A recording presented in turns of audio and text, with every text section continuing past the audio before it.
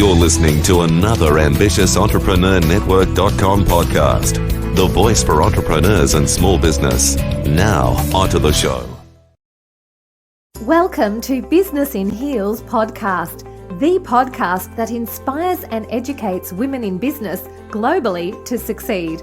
Now over to your host, Anne-Marie Cross. And welcome to another episode of Business in Heels podcast. I'm your host, Anne-Marie Cross, the podcasting queen. Now, joining me on today's show is Kim Wright. And as a business owner, Kim values connecting and collaborating, developing others to be successful. She is a speaker. She's an avid supporter of Greater Western Sydney Giants. She loves coffee, wine, and live music. Now, in her last role for a non-profit organisation, she slammed into the glass ceiling at such a speed it knocked the wind out of her. But it wasn't a bad thing. It was actually the impetus that she needed to finally step away from the security of a full-time job and do what she dreamed of doing, of starting her own business. And today, Kim is the principal of Office Society, providing office management to small and medium-sized businesses, and so that they can be far more laser focused on growth and not on administration. Now, on today's show, Kim is going to share why you need to take time to organize your admin. And when you do, you're going to see immediate improvements in efficiency. She's also going to be sharing why doing or being the chief doer of everything prevents your business from reaching its full potential.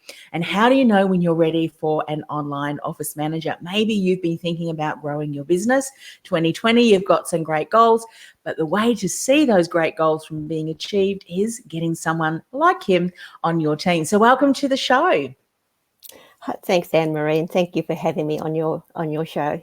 You are more than welcome. Business in Heels has got some awesome members and supporters, and so it's great to be able to tap into your expertise. Finding a team and support can be quite scary for business owners, and sharing that you love to support businesses in being able to be more productive, more efficient by taking on all the administrative tasks. Many of the tasks, I'm sure, business owners, once you manage for them, they admit that I really didn't like doing that anyway, and it would take us far longer. So it is great that you are now taking over. Is that something you hear over and over again? I hear that a lot. The number of business owners who are doing tasks that they don't enjoy, it's staggering. And one of the things I actually enjoy seeing is when they realize just how easy it is to pass this job on to somebody else. The weight lifts from their shoulder. And I recently had one of my clients whose business has just gone ballistic, and he's stepped away from bookkeeping, he's stepped away from the payroll, he stepped away from managing one of his employees because I also supervise her, and his business has gone phenomenal. Yes. One of the words or terms that I'm starting to refer a lot to lately, and one I think is going to be a word that many businesses consider, is that an intrapreneur. An intrapreneur, not an entrepreneur, but an intrapreneur. And I recognize that people such as yourself, you might not have even determined that you might be not an intrapreneur, but you work for other people doing the admin, organizing, structuring, so that they can do what they are focused to do on building the business, yet you're able to really streamline and manage the internal processes. Because, and correct me if I'm wrong, if your internal processes aren't operating properly, so your operations, if they're not streamlined, then that is going to impact your bottom line. It definitely is going to impact your productivity and efficiency, but it will also impact your bottom line too. Have you found that to be true? I have, Anne-Marie. It's everything. One of the things people don't appreciate is time. Time is a valuable resource, and we all say we're time poor, but what people discount is that lost time is lost money. So yes, anything, if your business is not set up to be as efficient as you can make it, considering your restrictions in budget and all the other restrictions business owners do face, then it does affect your cash flow, and cash flow is the blood of your business as well. Yeah, it sure is. So let's take a look at some of the activities that you often will start with, or you will see an immediate impact in the businesses of efficiency. And ultimately, when you increase efficiency, that's going to Mm. increase the profitability too, because the business owner can work on more income related tasks. What are some of the admin tasks that are quite easily outsourced or put into the hands of someone like yourself? But these are the kind of tasks that we continue on and on doing. You mentioned bookkeeping and Hmm. payroll. Those are obviously some tasks. But what are some other tasks that you do quite efficiently on behalf of some of your clients? Well, I've just started a new service as a virtual receptionist service, and we handle the incoming phone calls. We also schedule appointments and inbox management. And the business owners I've spoken to when I was first looking at this idea has been highly supported. And I'm just in the process now of getting that marketed. But the other things we do, look, we do a whole range of things. Office Society is a one-stop shop. And I'm working on making that more into an agency as the bigger picture of Office Society, and having team members who specialise in specific areas such as, web page design or branding, and as well as administration. And at the moment, the administration we offer is systems and processes. So it's everything you do on a day-to-day basis in your business. It's also setting up documentations, templates, contracts, proposals. We also do spreadsheet formatting, which does include formulas. As well as that, as I said, we have the virtual reception service, and we also offer team supervision. So you Yeah. may have an employee on board, but a lot of business owners are not good at people skills. And once again, that's something that's taking you away from your business. So one of the advantages I have is I have a background in training, and I've been training in administration. So I'm quite comfortable working with team members to train them up to the business's culture and what their expectations and requirements are. Yes. One of the things I think that a lot of business owners who may not yet have even contemplated a virtual or online, as you call it, office manager, is that, businesses who are tapping in, and I've been using office managers and virtual staff for years before it was even, called a VA or an online business manager or office manager. But there are highly skilled people who are able to contribute incredible expertise to your team that you don't necessarily have to have in-house. And I think that thankfully that it's changing, that's changing, where business owners think staff have to be in-house, they have to be working from my premises, but they don't. And I think a lot of times as well, the technology at our fingertips allow us to tap into staff across Australia and even the world. Yes. Yes, yes. Well, that's interesting, Anne-Marie. I just spent 6 weeks in LA, and I worked my business the whole time I was there. And my clients, still saying, "I can't believe you're away all this time," and things just hummed along. There was no hiccups. Look, I had to work around the time differences, but that was something I knew I'd needed to do, and I was prepared to do that. But business really just hummed along for them and for myself as well. Yes. And that's also something that I really value about my business, is the flexibility. I can work it wherever I am. Yeah. And the beauty of that too, I think, is that, if you do have people that are in different time zones, the fact that you are overseas, I'm sure that some of your clients would have sent you work whilst they were asleep. You were busily working away, and in the morning it was all complete. And those are the kind of things that you don't consider. Thinking about some of the clients that you've worked with, and then the next question I'm going to ask is, let's say someone is really stretched to the max.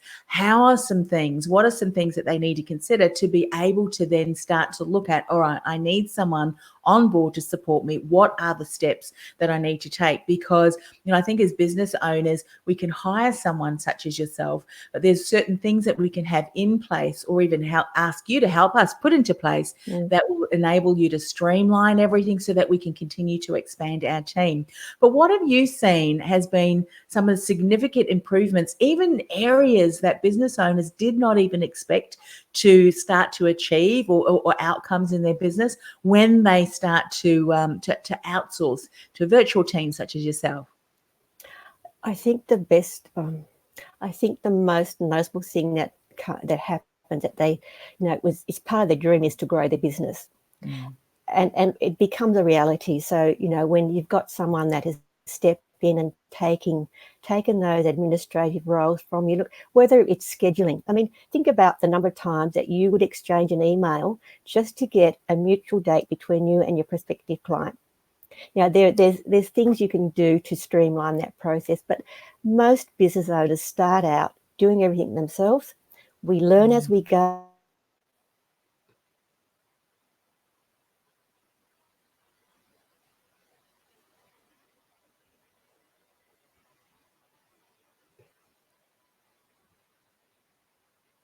With the apps of task, it gives them freedom. They can start looking at, well, hey, I've suddenly freed up 4 hours a week. I can use this 4 hours to market. I can use this 4 hours to build better customer loyalty. And this is what happens. It's the unexpected growth that actually now, let me rephrase that. It's the dream of the growth that actually starts becoming a reality. Yes. And that growth can be, it's up to the business owner, but it could be something small, but most likely it will escalate, because as they start handing over more and more admin tasks, they get more free time. And that free time allows them to not just to work in their business, but they can actually have a social life. And they start to enjoy the fruits of their business rather than being bogged down all the time.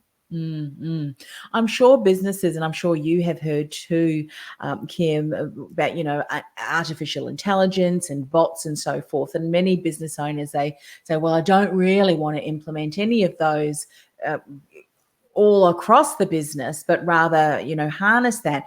Having someone such as yourself and a team behind you means a business owner doesn't necessarily need to get bogged down, as you said, in all that admin, but also have some personal touches there. I mean, you started with, the various touch points of the consumer relationship or the customer relationship, emailing responses and things like that.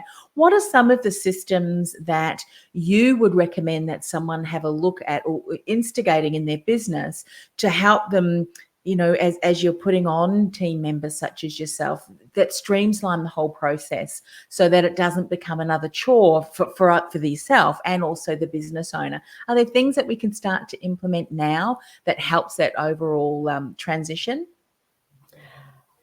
The thing that I would suggest most of all is that if you find yourself doing the same task over and over again, set time aside to document it.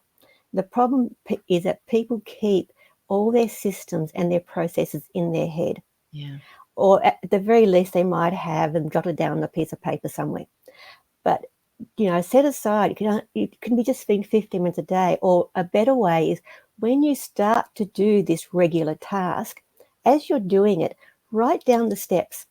And if you're really time poor, record the steps, because we can convert that later into a document.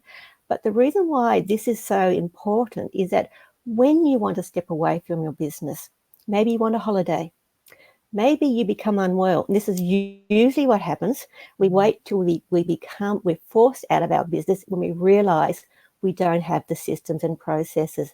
So by setting up a business procedure manual, when you step away, or if you bring someone on to help you, your time spent in bringing that person up to scratch is minimized, the documentation to follow.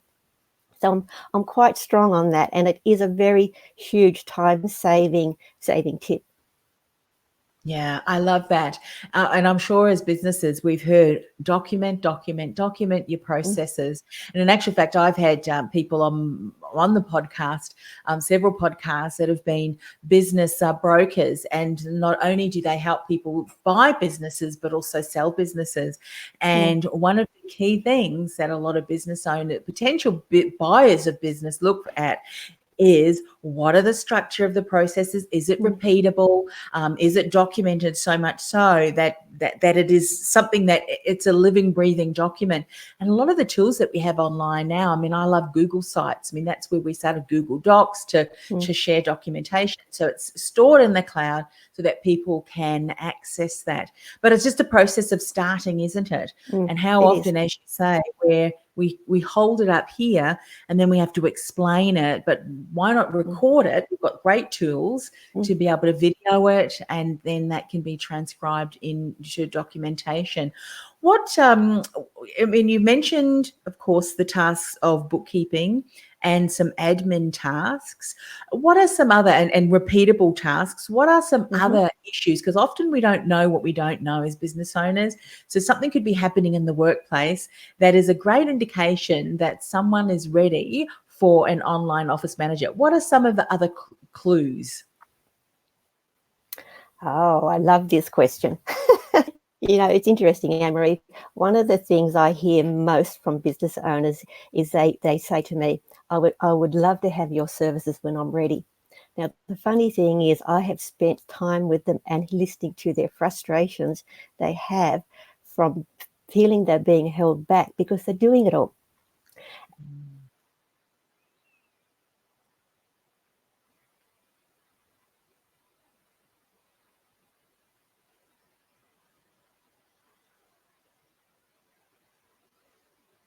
And they're doing tasks they don't. And your business is up and running. You've got services that people need or products that customers need. You're working 12-hour days, 6-7 days a week, 365 days of the year. You're missing business opportunities because you're just too busy all the time. This is the time when you need an online office manager. And it's at some stage, every business owner realizes in order to build a sustainable business, they need to bring someone in. And one of the issues that people face, it's cost. We are all mindful of the cost. But the thing is, you need to spend money in order to make money. And the time that you will save from doing everything yourself will allow you to work more on building your business. More business growth, guess what happens? Cash flow grows and there's more profit. So what I'm saying is when you're up to here, you're absolutely choking in work, but you cannot take the business to where you want it to go because you are drowning, then this is the time to bring in people to help you. Because one, you cannot physically and emotionally manage more clients. And secondly, your business is not set up to manage the growth that you're aspiring to. I love that example, and it's so true, so very true. And one of the things that one of my mentors shared years ago is that when we do hire a team to support us, the tasks that we need to be doing is not, because often what we'll do is we'll be tempted to do tasks again that are not the best income generators. We should be getting out in front of potential clients and having those conversations. So what are some other tasks, the tasks that you enjoy doing for some of the people that you've worked with? I think that can be an incredible opportunity for business owners to start thinking, yes, that's the task that I don't often enjoy doing. What are some other tasks that you find that you're doing during your day? Oh, look, I love, as strange as it sounds, I love email management, email campaigns. I love newsletters because I do have a creative streak, and I'm just I just love getting there and creating content and finding the graphics. Often the business owner will provide me with all of those things, but it's just adding that personal touch. I work closely with my clients, and over the course of time, I do get to understand their personalities and I understand their culture. So I can get that newsletter. So it's sounding in there, in like they're speaking as well. And I'm just thinking of one of my clients now who it's a membership based business, and they wanted to really bring their business into the 20th century. They were a little bit behind the times, and we've achieved that with our newsletters, but also with some of the different processes I've brought in, such as streamlining our bookkeeping and streamlining the newsletter itself, and the different types of events that they hold throughout the month. And membership's growing, and that's a really a benefit once again. That they stepped away from doing the thing they don't like doing, gives them more time to work with their members and build their membership. And I'm in the background, creating the newsletters for them.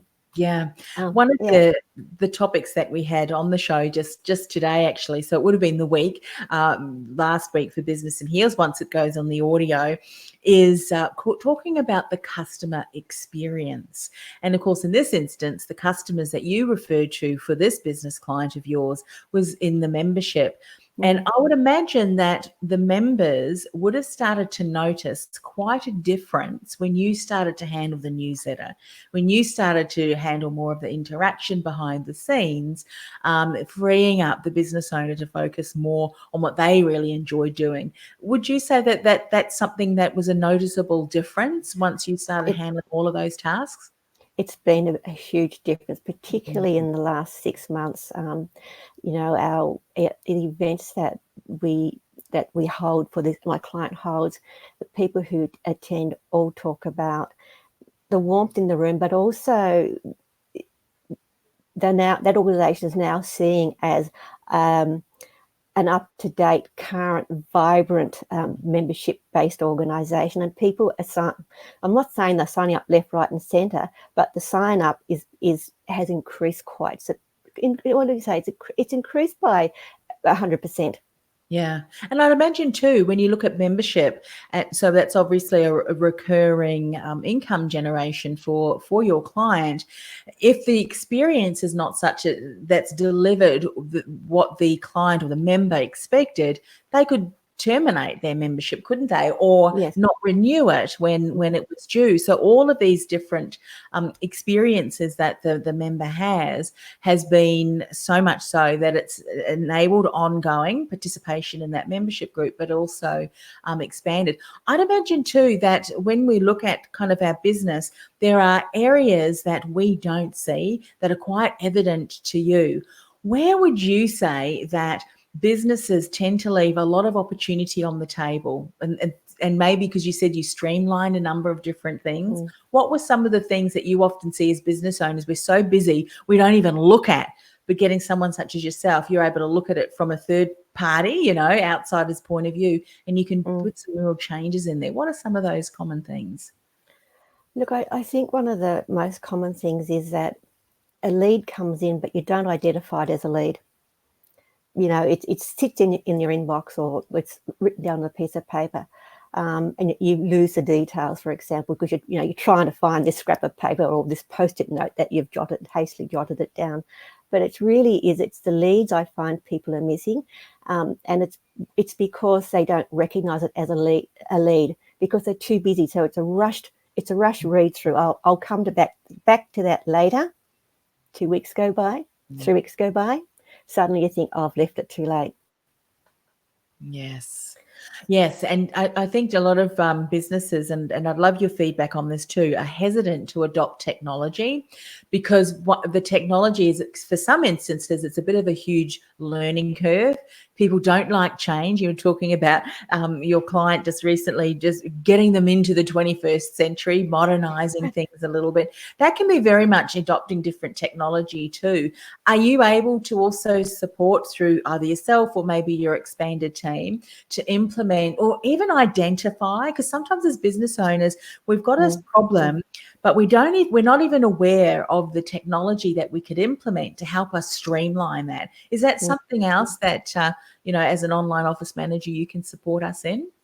It definitely is. The way I work is at the initial stage, we have a consultation. And in that consultation, I'm asking a lot of probing questions, and I'm looking at what you're currently using, what you've even used in the past, what's working,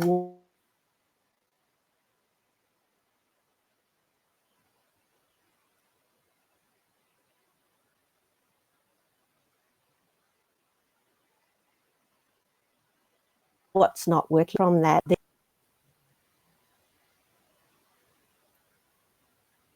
Oh, I think we had a bit of a jump there. Yes, So we've had a I few. just repeated that. So you go through a bit of a consultation. So this is Yeah. good to know. Obviously, we're looking at getting some support. The right questions need to be asked. What's working? What's not working? What are some of the goals, maybe the outcomes that we're wanting that or maybe some of the projects that we've had.